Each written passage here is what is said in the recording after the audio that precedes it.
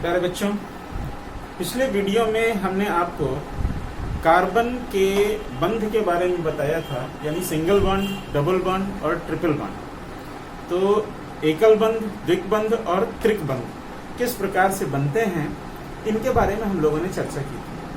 आज हम लोग उसके आगे कार्बन किस प्रकार से बॉन्डिंग बनाता है और वो अपने नए नए यौगिक बनाता है।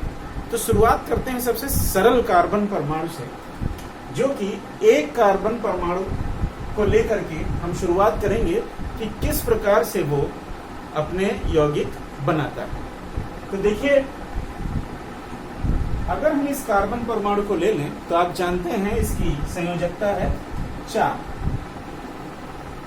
संयोजकता है। और सबसे सरल अगर हम परमाणु की बात करें तो हाइड्रोजन, हमने चारों हाइड्रोजन अगर इसकी संयोजकताओं से जोड़ दिए तो ये एक तत्व बन गया जिसको हम CH4 कह रहे हैं। ठीक है ना। CH4 ये अणुसूत्र है और इसका नाम है मीथेन।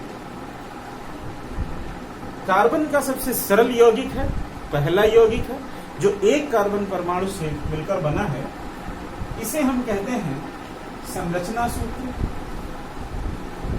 संरचना सूत्र इसे हम कहते हैं अणुसूत्र, और ये यौगिक का नाम।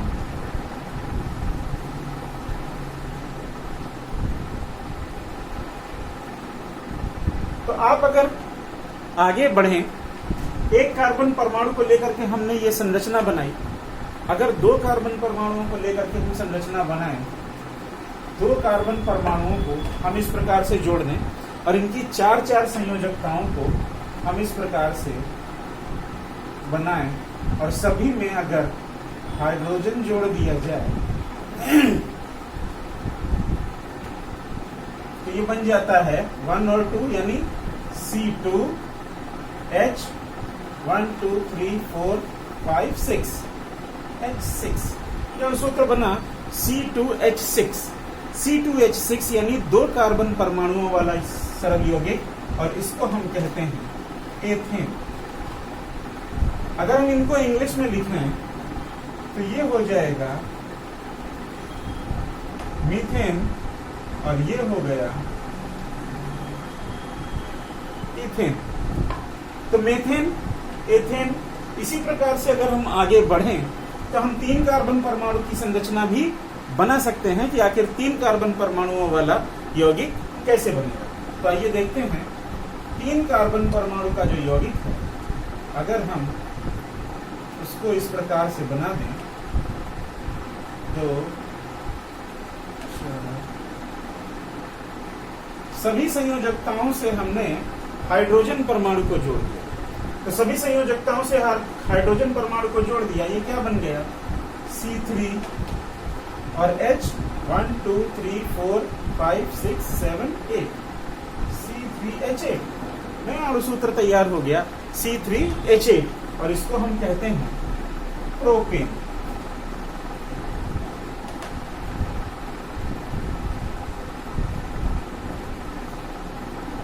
प्रोपेन तो मीथेन, एथेन, प्रोपेन, और चौथा जो है 4 कार्बन परमाणुओं को लेकर अगर हम अगली संरचना बना दें,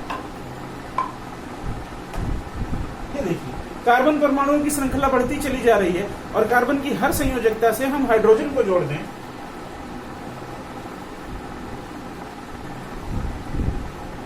तो हम बहुत सरलता के साथ हम इन यौगिकों को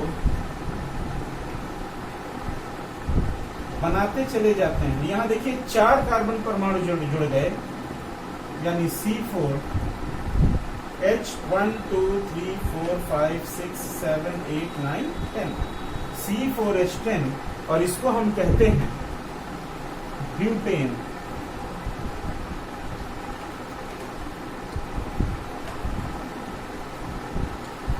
तो आप ये देख रहे हैं कि जैसे जैसे हम कार्बन परमाणु की संख्या बढ़ाते चले जा रहे हैं, ये सीरीज बढ़ती चली जा रही है।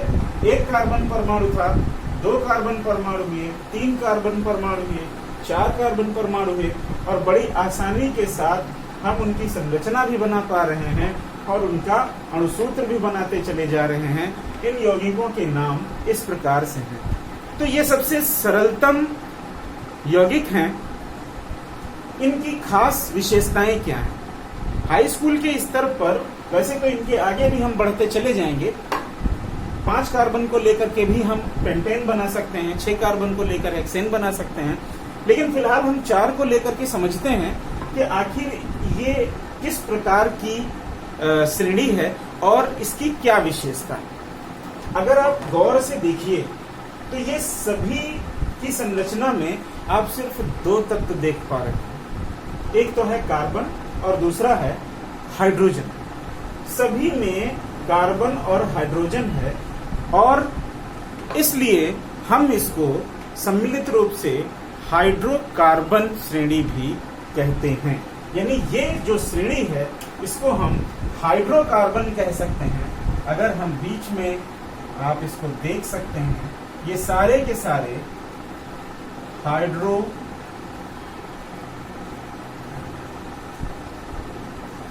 हैं। तो ये सारे हाइड्रोकार्बन्स हैं। इनकी दूसरी विशेषता क्या है? दूसरी विशेषता ये है कि इनकी कार्बन की सभी संयोजकताएं पूरी तरीके से संतृप्त है। यानी प्रत्येक संयोजकता अलग अलग तत्व के साथ जुड़ी हुई है, इसलिए पूरी तरीके से संतृप्त है और इसीलिए हम इसको संतृप्त हाइड्रोकार्बन कहते हैं। संतृप्त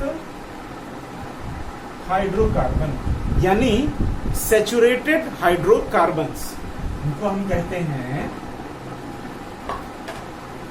सैचुरेटेड हाइड्रोकार्बन्स। तो ये सैचुरेटेड हाइड्रोकार्बन्स यानी संतृप्त हाइड्रोकार्बन की सीरीज।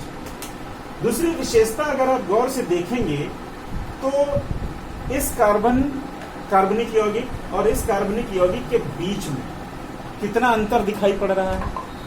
इसके बीच में 1 C और 4 और 6 यानी कि 2 H का अंतर दिखाई पड़ रहा है। तो अगर हम गौर से देखें तो इनके बीच CH2 का अंतर है। अगर हम एथेन और प्रोपेन की बात करें तो C2H6 और C3H8 के बीच में भी CH2 का अंतर है। यहां पर अगर हम प्रोपेन और ब्यूटेन की बात करें C3H8 और C4H10 में, तो यहां भी CH2 का अंतर। इसका अर्थ ये हुआ कि किन्हीं भी 2 क्रमागत यौगिकों के बीच में समान अंतर दिखाई पड़ रहा है।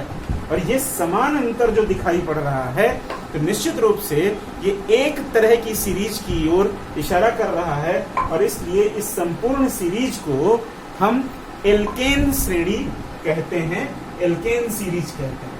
तो इसको हम संतृप्त हाइड्रोकार्बन भी कहते हैं और हम दूसरा इसको एल्केन श्रेणी भी कहते हैं। एल्केन श्रेणी या एल्केन सीरीज।